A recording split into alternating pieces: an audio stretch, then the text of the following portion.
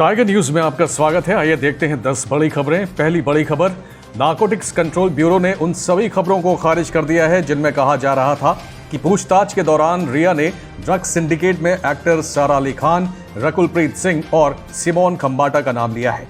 जांच एजेंसी के deputy director KPS Malhotra ने कहा है कि ऐसी कोई लिस्ट तैयार नहीं की गई है।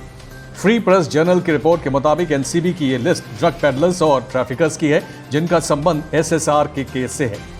इस लिस्ट में किसी भी बॉलीवुड सेलिब्रिटी का नाम शामिल नहीं है जो ड्रग्स खरीदते या लेते हैं। जब केपीएस मल्होत्रा से पूछा गया कि क्या रिया ने पूछताछ के दौरान सारा अली खान, रकुलप्रीत और सिमोन का नाम लिया था, तो उन्होंने इसे भी खारिज कर दिया। वे बोले कि लिस्ट में ऐसा कोई नाम नहीं है। इससे पहले ये खबरें आई थी कि रिया ने पूछताछ के दौरान 25 बॉलीवुड सेलेब्स का नाम लिया है।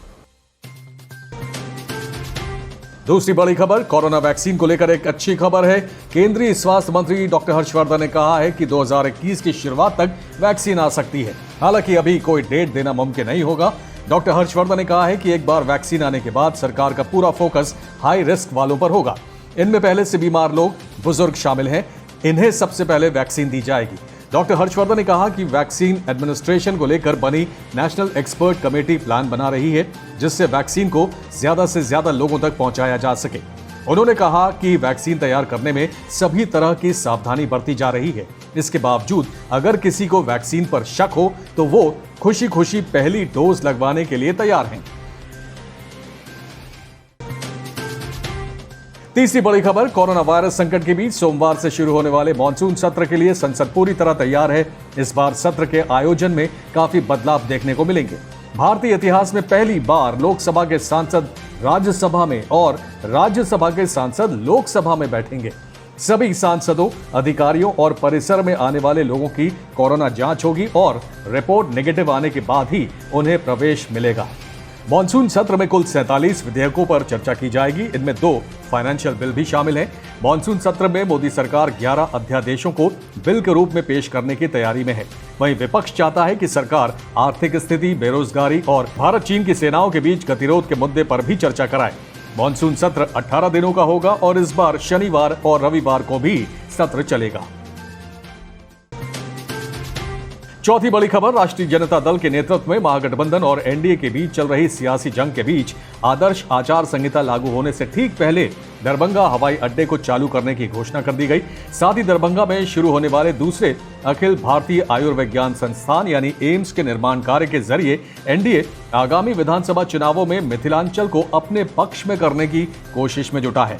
दरभंगा एयरपोर्ट और एम्स, ये 2 मेगा परियोजनाएं मिथिलांचल क्षेत्र में होने से एनडीए के दलों बीजेपी, जेडीयू, एलजेपी के लिए चुनाव प्रचार में मुख्य मुद्दा साबित हो सकती है। इस क्षेत्र में कनेक्टिविटी और बेहतर चिकित्सा सुविधा एलजेपी की पुरानी मांग रही है। इस क्षेत्र को राष्ट्रीय जनता दल के नेतृत्व वाले महागठबंधन का गढ़ माना जाता है। मिथिलांचल में मुस्लिम यादव मतदाताओं का एक बड़ा वर्ग है। इस मुस्लिम यादव समीकरण को कैश करके आरजेडी ने अपनी लालटेन जलाए रखी है। बिहार विधानसभा चुनाव 2020 को लेकर राज्य में सियासी हलचल तेज हो गई है। बिहार में मुकाबला सीधे तौर पर एनडीए और महागठबंधन के बीच है। इस वक्त सुर्खियों में आरजेडी ऑफिस के बाहर लगा एक पोस्टर और होर्डिंग है।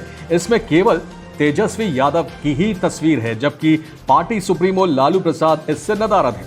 होर्डिंग पर केवल तेजस्वी यादव ही हैं, जबकि ना तो राबड़ी देवी और ना ही पार्टी के किसी अन्य नेता और यहां तक कि पार्टी सुप्रीमो और तेजस्वी के पिता लालू प्रसाद यादव को भी जगह नहीं दी गई है। होर्डिंग पर तेजस्वी की तस्वीर के साथ लिखा है, नई सोच, नया बिहार, युवा सरकार अब की बार। छठी बड़ी खबर, रिलायंस ग्रुप इन दिनों रिटेल बिजनेस के चलते चर्चा में है। हाल ही में रिलायंस ने किशोर बियानी के फ्यूचर ग्रुप को खरीदा था। अब कंपनी की नजर ई कॉमर्स और इंटरनेशनल लेवल पर रिटेल बिजनेस को आगे बढ़ाने पर है। इसमें उसकी सीधी टक्कर अमेजॉन से होगी। रिलायंस ग्रुप ने 15 साल पहले रिटेल सेक्टर में एंट्री ली थी। 2009-2010 में कंपनी का रेवेन्यू 4,565 करोड़ रुपए था, जो 2019-20 में बढ़कर 1.62 लाख करोड़ रुपए हो गया। 2020-21 में इसके 2 लाख करोड़ रुपए से ज्यादा होने की संभावना है। ऑनलाइन बिजनेस में रिलायंस रिटेल का सीधा मुकाबला अमेजॉन, फ्लिपकार्ट, डी-मार्ट, ग्रोफर्स जैसे ई कॉमर्स प्लेयर से है। एक्सपर्ट्स का मानना है कि रेवेन्यू के मामले में रिलायंस रिटेल के आसपास कोई दूसरी कंपनी नहीं है।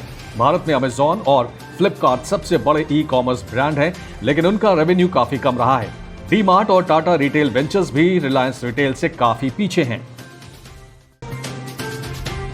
सातवीं बड़ी खबर आईपीएल से आ रही है। चेन्नई सुपर किंग्स को इंडियन प्रीमियर लीग की सबसे अनुभवी टीम माना जाता है। इसमें बड़े खिलाड़ी 40 के आसपास पहुंच चुके हैं। पिछले सत्र में धांसू बैटिंग करने वाले ऑस्ट्रेलियाई दिग्गज शेन वॉटसन हो या टीम के कप्तान महेंद्र सिंह धोनी, दोनों की ही उम्र 39 वर्ष के आसपास है। इस उम्र में जहां खिलाड़ी बल्ला टांग देते हैं तो वॉटसन दुनिया भर की लीग में तहलका मचा रहे हैं। धोनी तो हमेशा से ही लाजवाब हैं। सीएसके ने एक वीडियो सोशल मीडिया पर शेयर किया है जिसमें ये दोनों बल्लेबाज आतिशी बैटिंग करते दिख रहे हैं। वीडियो में दोनों ही बल्लेबाज ऊंचे ऊंचे शॉट्स लगा रहे हैं। लगभग 1 मिनट के वीडियो में दोनों की बैटिंग देखने लायक है। आपको बता दें कि franchise Chennai Super Kings Dhoni की ही कप्तानी में 3 बार चैंपियन बनी है। इस बार वो चौथे खिताब का सपना लेकर टूर्नामेंट में उतरेगी। 8वीं बड़ी खबर भी आईपीएल से ही जुड़ी हुई है। ऑस्ट्रेलिया के महान स्पिनर शेन वॉर्न ने 13 सितंबर को 51वां जन्मदिन मनाया। इस खास मौके पर वॉर्न को Indian Premier League team Rajasthan Royals ने मेंटोर नियुक्त किया है। इस तरह से वो फ्रेंचाइजी के ब्रांड एम्बेसडर की भूमिका के अलावा ये पद भी संभालेंगे। इस बारे में फ्रेंचाइजी ने वीडियो भी ट्वीट किया है। वॉर्न 2008 में फ्रेंचाइजी की शुरू होने के समय से ही राजस्थान रॉयल्स से जुड़े हुए हैं। उन्होंने उसी शुरुआती वर्ष में टीम को इंडियन प्रीमियर लीग का एकमात्र खिताब भी दिलाया था। टीम मेंटोर के तौर पर वॉर्न मुख्य कोच एंड्रयू मैकडोनाल्ड के साथ काम करेंगे। 9वीं बड़ी खबर वर्ल्ड नंबर 9 जापान की नाओमी ओसाका ने यूएस ओपन का खिताब जीत लिया है। उन्होंने फाइनल में बेलारूस की विक्टोरिया अज़ारेंका को 1-6, 6-3, 6-3 से हराया। ओसाका ने 3 साल में दूसरी बार यूएस ओपन जीता है। वो 26 साल में पहला सेट हारने के बाद फाइनल जीतने वाली पहली खिलाड़ी हैं। उनसे पहले 1994 में स्पेन की अरांचा सांचेज विकारियो ने स्टेफी ग्राफ से पहला सेट हारने के बाद फाइनल जीता था।